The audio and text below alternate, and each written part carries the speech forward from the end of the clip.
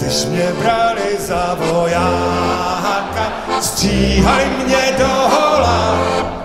Já vypadal jsem jako blbec, jak i všichni dokola.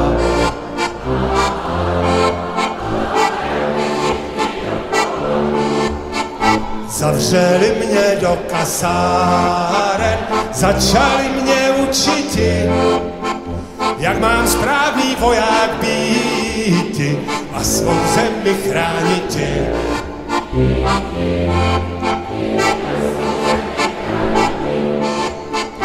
Na pokoji po večerce ke zdi jsem se přitulil. Já vzpomněl jsem si na svou milou, krásně jsem si zabulil.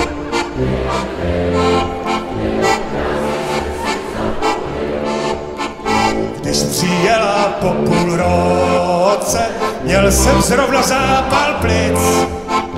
Po chodbě furt někdo chodil, tak nebylo z toho nic.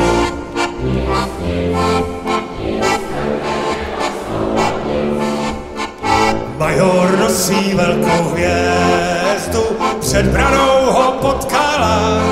On řekl, že má zrovna volný kvartír, tak se spálit nechala.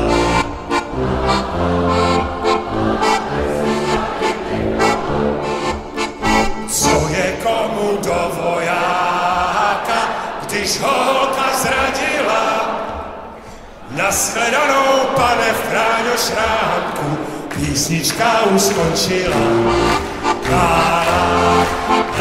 Jak pak se vám líbí?